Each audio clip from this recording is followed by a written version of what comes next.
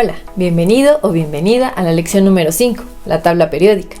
En la primera lección de este curso de química aprendiste que los materiales se pueden clasificar en mezclas o bien en sustancias. Las sustancias, a su vez, se pueden clasificar en elementos o compuestos. Como recordarás, los compuestos están formados por dos o más elementos, y los elementos, que son sustancias que no se pueden dividir en otras más simples, que tienen átomos que son iguales entre sí con el mismo número de protones y que se pueden encontrar en la tabla periódica.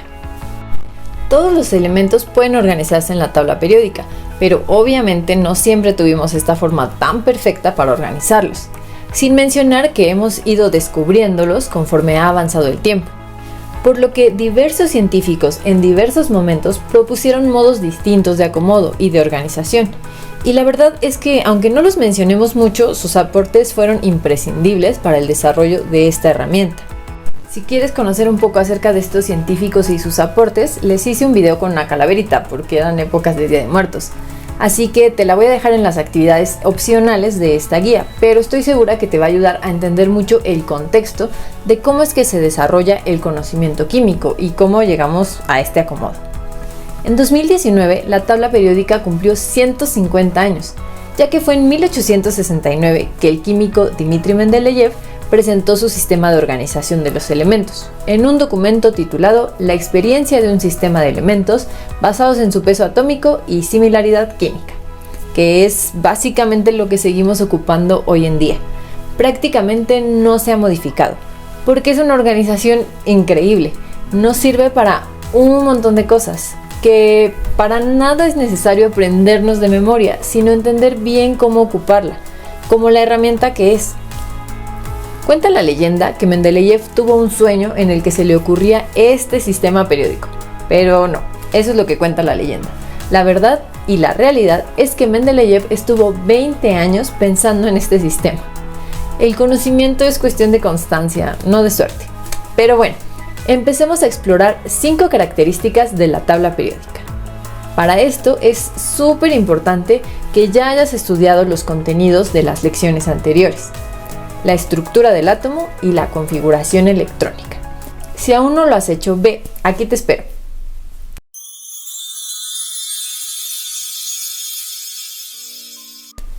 Ahora sí, característica número 1, organización por número atómico. Los elementos están organizados por número de protones, desde el hidrógeno, que tiene un solo protón, hasta el oganesón, que tiene 118 protones.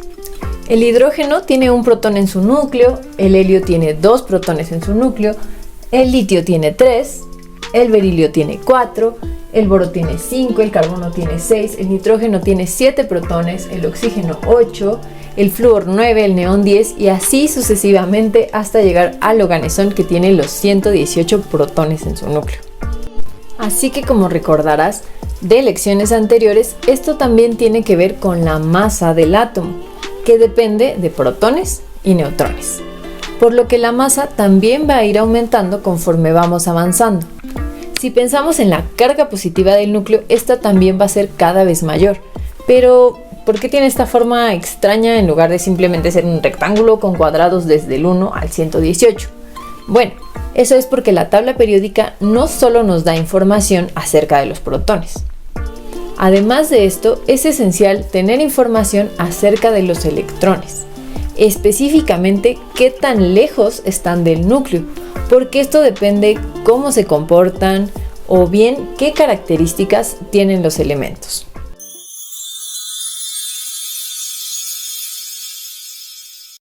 Característica número 2, organización por periodos. A los renglones de la tabla periódica los conocemos como periodos y seguro ya notaste que son 7. ¿No te suena este número, el 7? ¿Cuál de los números cuánticos que viste en la lección 3 tiene ese valor? Exacto, el número cuántico principal, que nos habla de los niveles de energía o capas que van aumentando la distancia de los electrones al núcleo, al menos la distancia promedio. Ahora, te voy a pedir que tengas a la mano los ejercicios en los que escribiste la configuración electrónica de diversos elementos. O mejor aún, que vuelvas a construir rápidamente tu diagrama de Moeller para utilizarla conforme vamos avanzando. La configuración electrónica del hidrógeno es la más sencilla, 1s1, y la configuración electrónica del helio es prácticamente la misma, 1s2. En el primer nivel energético hay suficiente espacio para albergar a los electrones de estos elementos, y en el primer periodo los vas a encontrar a ambos. Ahora, si escribes la configuración electrónica del litio, 1s2, 2s1, el tercer electrón de litio ya se va hasta el segundo nivel. Recuerda que en este nivel tenemos formas de orbitales presentes, el de tipo S, que es la esfera, y el de tipo P, cuyos lóbulos pueden estar en X, en Y y en Z. Además pueden contener 6 electrones.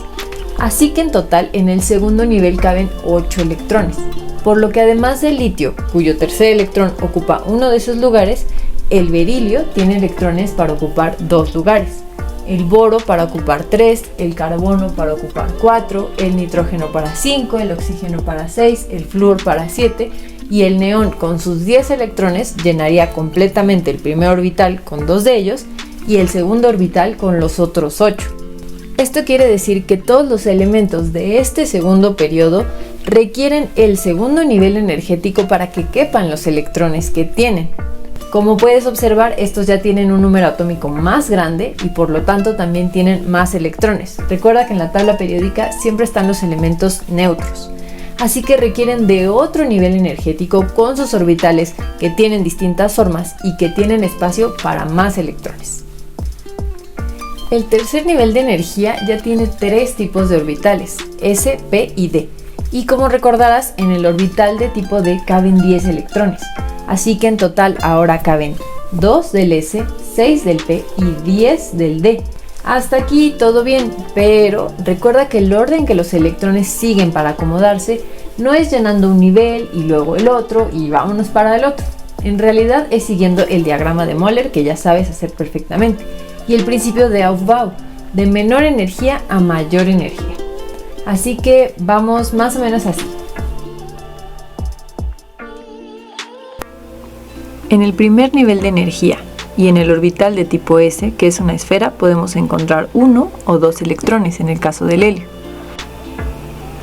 Los siguientes electrones ya ocuparían espacios en el nivel 2. Caben 2 en el orbital de tipo S y caben otros 6 en el orbital de tipo P. 2 electrones podrían estar en el eje de las X, otros 2 electrones que pueden ocupar el espacio en el eje de las Y y por último 2 electrones más que ocuparán su espacio en el eje de la Z. Los elementos del periodo 3 ya tienen más electrones, así que van a requerir ocupar este tercer nivel de energía. Nuevamente 2 electrones caben en el orbital de tipo S y otros 6 electrones en el orbital de tipo P. Los siguientes 2 electrones ocuparían un lugar en el cuarto nivel de energía.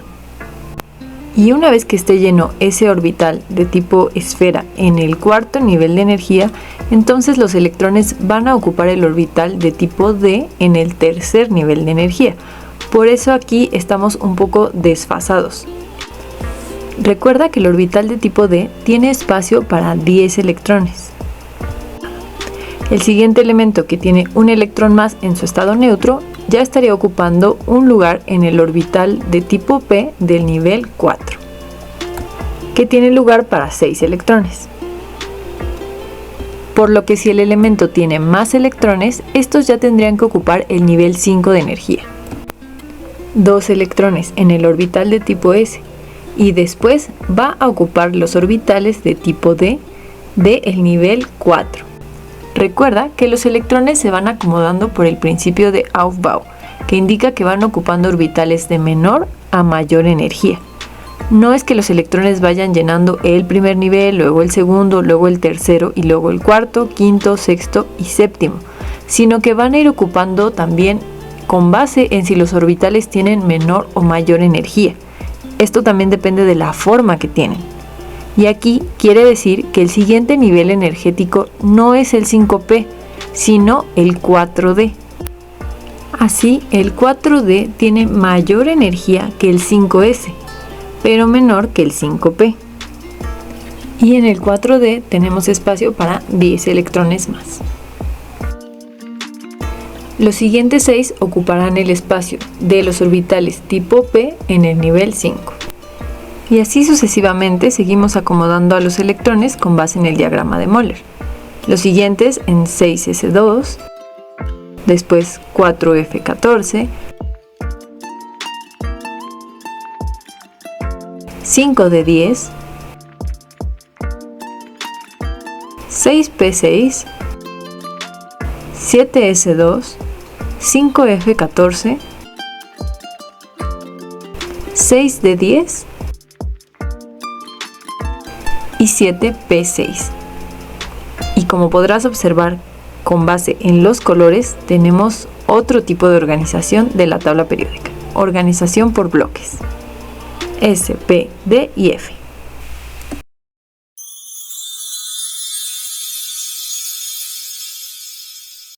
Ahora, como te podrás dar cuenta con base en la configuración electrónica, todos los elementos que están de este lado tienen sus electrones más externos en un orbital de tipo S. Todos los que están acá tienen los electrones finales, los externos, los de valencia, en un orbital de tipo P. Todos los de aquí en orbitales de tipo D y los de acá en orbitales de tipo F. Así que esa es la característica número 3, organización por bloques. Aunque tengo que decirte que hay algunas excepciones. Varios elementos presentan anomalías en su configuración electrónica, ya que los electrones ignoran olímpicamente nuestro diagrama de Moller para acomodarse de otra forma que les dé más estabilidad, sobre todo cuando no se completa algún orbital. Ahora, recuerda que cuando digo deciden, es un decir, hasta ahora no se ha demostrado voluntad en los electrones. Ahora, vamos con la característica número 4, organización por grupos.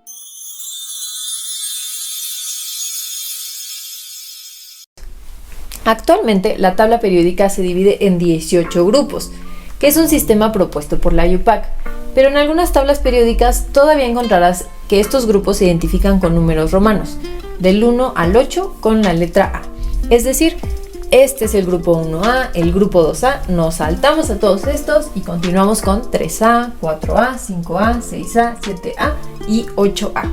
Los elementos de estos grupos se conocen como representativos, y serían los elementos de los bloques S y P, cuyos orbitales además tienen una forma bastante más sencillita de comprender.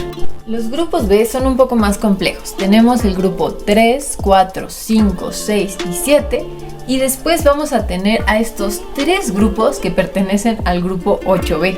Después ya tenemos al 1B y al 2B. Sé que está un poco complicado, pero todo tiene su razón de ser. Lo importante es que recuerdes cuáles son los elementos representativos. Ahora, además del grupo, podemos encontrar nombres más específicos para cada grupo. Algunos ocupan esto y algunos, la verdad, es que ya no tanto. El litio, el sodio y el potasio, por ejemplo, pertenecen al grupo, el cual se conoce como metales alcalinos. Se llaman así porque al hacerlos reaccionar con el oxígeno, ocurre una combustión brillante. Se produce un sólido que se disuelve en agua y que cuando le pones un indicador universal de pH, vira azul, lo que quiere decir que es una solución básica o alcalina, por eso se llaman así. Ahora, después tenemos a los alcalinotérreos, mientras que los elementos del grupo B son metales de transición. Después, a estos grupos a veces se les llama por el elemento que los representa, grupo del boro, grupo del carbono, grupo del nitrógeno o del oxígeno. El cloro, el bromo y el yodo ya pertenecen al grupo 17 o 7A, que son los halógenos, mientras que el helio, el neón y el argón pertenecen al grupo 18, el cual se llama grupo de los gases nobles, además de los lantánidos y los actínidos, claro. Acomodamos a los elementos con características similares en grupos similares, pero ¿qué es lo que hace que tengan esas características tan parecidas? En química no es suficiente conocer los hechos acerca de los sistemas químicos, sino también encontrar una teoría que los explique, que explique el porqué de esos hechos que observamos. Así que podríamos preguntarnos, ¿por qué son tan poco reactivos los elementos del grupo 18? ¿O por qué los elementos del grupo 1 son tan reactivos? Bueno, nuevamente esto tiene que ver con los electrones y otra vez tiene que ver con la configuración electrónica. Como recordarás, las configuraciones electrónicas nos dan información acerca de qué tan lejos están los electrones del núcleo, es decir, en qué nivel energético están. y qué formas presentan los orbitales o las regiones donde podríamos encontrarlos. Observa bien las configuraciones electrónicas de los gases nobles. Exceptuando al helio, ¿cuántos electrones tienen en el último nivel de energía? Exacto, 8. Si te fijas en sus modelos atómicos de Bohr, puedes ver a los 8 electrones en su capa más externa.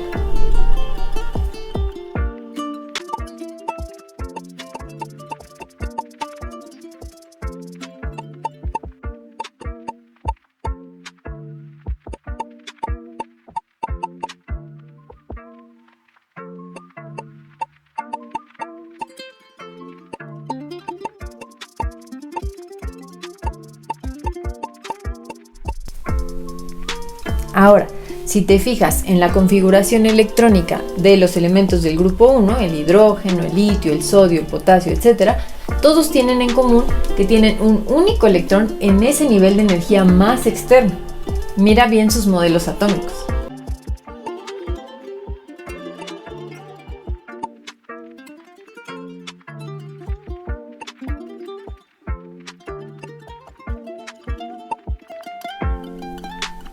Así, en el grupo 1A, todos los átomos tienen un electrón en su último orbital. En el grupo 2, todos los átomos tienen 2 electrones en su nivel más externo. Los del grupo 3A tienen 3 electrones de valencia, los del grupo 4, 4, 5, 6, 7 y 8 electrones de valencia para los gases nobles. En el grupo B, nuevamente nos vamos a encontrar con anomalías, por lo que las configuraciones electrónicas y su ubicación en la tabla periódica no nos da información de forma tan sencilla. Cuando veamos propiedades periódicas verás que todo esto nos sirve básicamente para saber cómo va a ser un elemento. Simplemente por su ubicación podrás predecir sus propiedades. Algo que sí es súper esencial es que puedas distinguir qué elementos son metales, metaloides o no metales, lo que nos lleva a la característica número 5.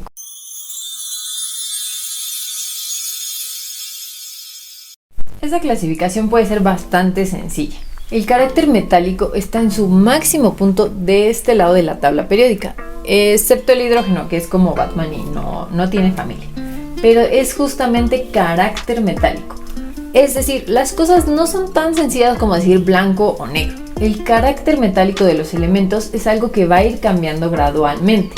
Van a tener la mayor cantidad de carácter metálico de este lado y va a ir disminuyendo hasta que llegamos a los elementos que ya consideramos metaloides. Los metaloides o semimetales son elementos químicos con propiedades intermedias entre los metales y los no metales. Por ejemplo, los metales son conductores de la electricidad, los no metales no conducen la electricidad. Los metaloides son semiconductores. De este lado vas a encontrar a los no metales. Y encontrar rápidamente si un elemento es metal, metaloide o no metal te va a servir para un montón de temas más adelante.